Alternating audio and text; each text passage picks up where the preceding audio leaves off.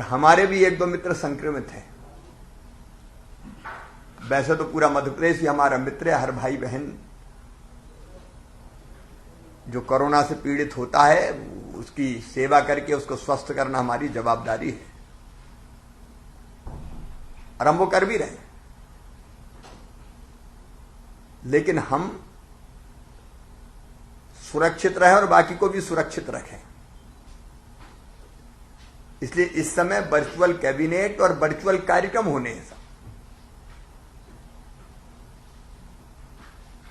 पहली चीज जो मैं आज कह रहा हूं वो आप सबसे फिर आग्रह कर रहा हूं, आत्मनिर्भर भारत हमारा संकल्प है।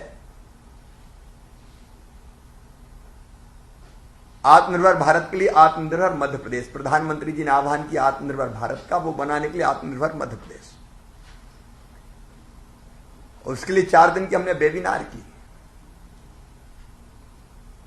देश के और कुछ दुनिया के भी विशेषज्ञ हमसे जुड़े।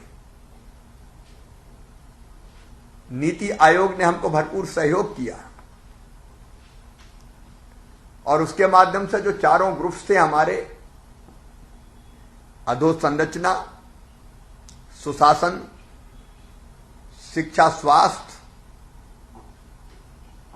और अर्थव्यवस्था और रोजगार, इसमें अनेकों सुझाव आए। अब उन सुझावों को अंतिम रूप देना है, मतलब आत्मनिर्भर मध्य प्रदेश को अंतिम रूप देना है कि हमको उसके लिए करना क्या क्या है। इसके लिए मैंने चारों ग्रुप में अपने मंत्री साथियों को बांटा है, उसके समन्वयक अधिकारी बनाए। तो जो मंत्री जिस ग्रुप में है उसकी बैठक में आवश्यक रूप से भाग लेना। बैठक मतलब ऐसे ही होगी, वीडियो कॉन्फ्रेंसिंग करके ही, प्रत्यक्ष साथ बैठने की जरूरत नहीं है। तो जो भी समन्वयक अधिकारी ग्रुप लीडर से जो पहला नाम है ग्रुप में, वो इसका संयोजन करेंगे। अधिकारी जो जिम्मेदार है चारों के चार, वो कोऑर्डिनेट करेंगे, और 16 से ही बैठक शुरू कर देना है हमको। और बैठक में हर पक्ष का ध्यान रखेंगे। आप जनता से जुड़े हुए जननेता हैं, इसलिए कौन सा व्यवहारिक है कौन सा अव्यवहारिक है सुझाव, वो आपको सोचना है। जनता से और भी फीडबैक आए हैं, आपके पास भी कुछ फीडबैक होंगे, उसको आपको समाहित करना है, उसके वित्तीय प्रबंधन की व्यवस्था करना है। देखो, मैं ऐसा मुख्यमंत्री नहीं हो सकता कि मैं रोऊं कि मेरे पास पैसे ही नहीं है। पैसा नहीं है तो पैसा लाएंगे, तरीके निकालेंगे, और बजट के बाहर भी कैसे पैसे आ सकते हैं योजनाओं को क्रियान्वित करने के लिए, उसका इंतजाम करेंगे अपन हार मानने वालों में से नहीं है। उसके लिए भी मैंने एक कमेटी बनाई है कि हम वित्त का, धन का, क्योंकि नुकसान तो बहुत हुआ है। आप आजकल आप तो खुद साक्षी हैं, मीडिया में भी काफी खबरें आई है, रेवेन्यू का कलेक्शन आधे से कम रह गया है।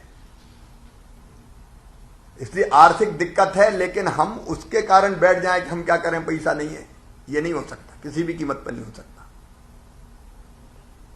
मतलब पैसे की व्यवस्था भी करेंगे।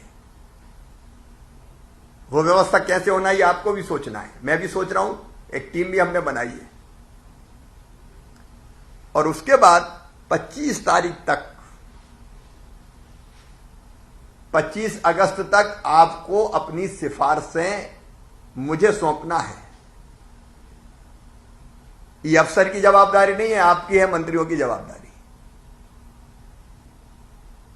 हम जनता के प्रति जवाबदेह हैं। और 25 के बाद फिर नीति आयोग से हम चर्चा करेंगे, उनके साथ डिस्कस करेंगे, भारत सरकार के नीति आयोग से। उसके बाद माननीय प्रधानमंत्री जी को भी ड्राफ्ट भेजूंगा मैं, और उसके बाद हम रोड मैप पूरा फाइनल कर देंगे कि मध्य प्रदेश को आत्मनिर्भर बनाने के लिए हम ये काम करेंगे 3 साल का। और 3 साल में भी 1 महीने में क्या करेंगे, 3 महीने में क्या करेंगे, 6 महीने में क्या करेंगे, साल भर में क्या करेंगे, 2 साल में क्या करेंगे और 3 साल में क्या करेंगे। मेरे प्रिय मित्रों, मैं चाहता हूं कि 3 साल बाद जब हम जनता के बीच जाएं तो गर्व से सीना तान के जाएं और बताएं कि ये काम हमने किए, मध्य प्रदेश पे हम ले गए। लेकिन उसके लिए हमको पूरी कर्मठता और पूरे मनोयोग से जुटना पड़ेगा। दुनिया में असंभव कुछ नहीं है। मनुष्य अगर चाहे तो ब्रह्मांड पे भी कमांड कर सकता है।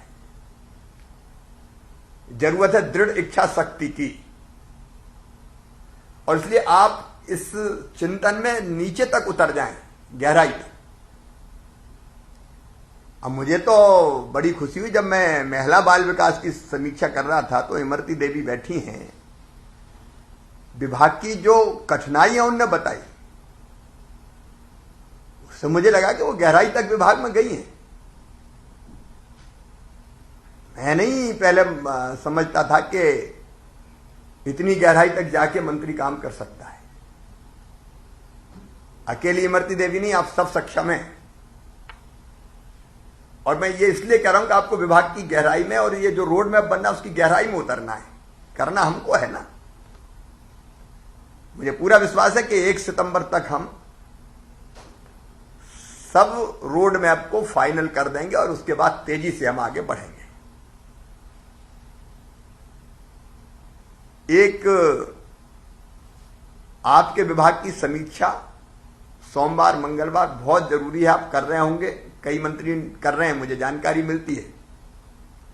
आप मीडिया से भी बात कीजिए, मीडिया को भी जानकारी होनी चाहिए।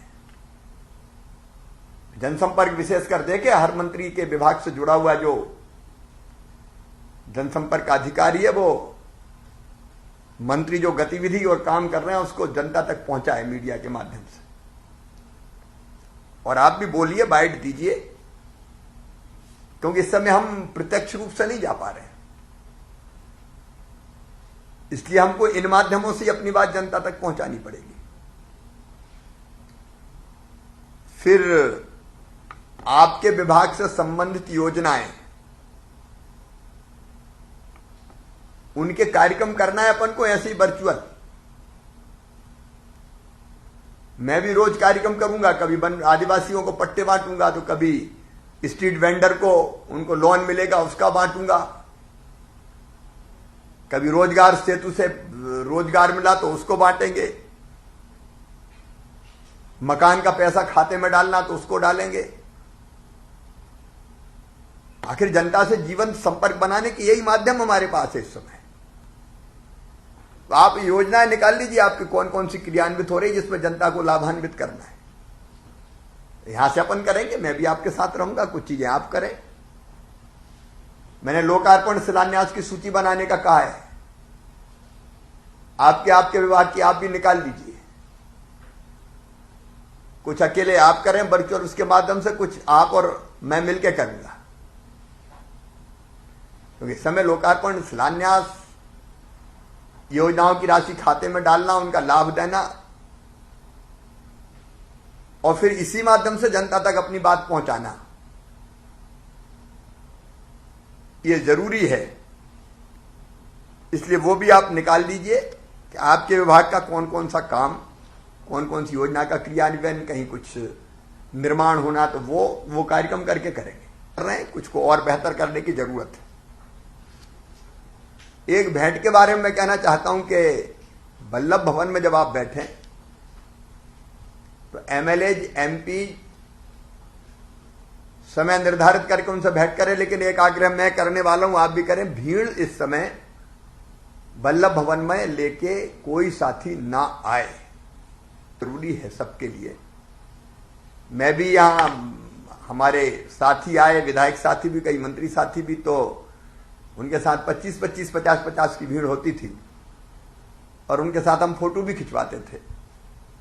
इस समय केवल सावधानी के लिए जरूरी है कि फिलहाल हम एमएलए से मिलें तो पर्याप्त दूरी बना के मिलें। आज मैंने भी चीफ सेक्रेटरी से 6 फीट की दूरी बनाई है। मैंने कहा ये सीट पर नहीं, इस पर नहीं, उधर बैठे। तो ये आइडियली हम सबको करना पड़ेगा अभी सावधानी के तौर पर, लेकिन काम कोई रोकना नहीं है। कुछ योजनाएं जो अपन ने नई शुरू की है उसकी समीक्षा आप गहराई से कर लें, जैसे श्रम सिद्धि अभियान, रोजगार सेतु पोर्टल। अब जिन जिन के विभाग का वो नोट कर लेंगे इसको। फिर एक तो नगरीय प्रधानमंत्री स्वनिधि योजना जो स्ट्रीट वेंडर है उनके लिए, एक ग्रामीण अपन ने बना दी जिसको ग्रामीण विकास मंत्रालय देखेगा। स्ट्रीट वेंडर उसकी प्रगति देखें। हमारा घर हमारा विद्यालय, क्योंकि अभी तो वैसी ही शिक्षा दी जानी है। कल से प्रारंभ होने वाला सहयोग से सुरक्षा अभियान, बिजली के बिलों की राहत देने के बाद जो जितने आने चाहिए वो आ रहे हैं या ज्यादा आ रहे हैं, इसकी भी समीक्षा होनी चाहिए। संबल योजना चूंकि अलग अलग विभागों की है, इसलिए संबल योजना की प्रगति, रोजगार अभियान जो 24 जिलों में चलना है, पंच परमेश्वर योजना, आत्मनिर्भर भारत के 5 पैकेज जो अलग अलग विभागों से संबंधित है जिसकी हम समीक्षा कर चुके हैं, जल जीवन मिशन, 37 लाख गरीब परिवारों की पात्रता पर्ची के अनुसार राशन दिया जाना, वो राशन भी हम सितंबर से शुरू करेंगे और कार्यक्रम करके शुरू करेंगे। वो दिन उनके लिए बड़ी खुशी का होगा। नए मंडी अधिनियम को लागू करना, श्रम अधिनियमों में लेबर लॉज में जो संशोधन किए उनका प्रभावी क्रियान्वयन,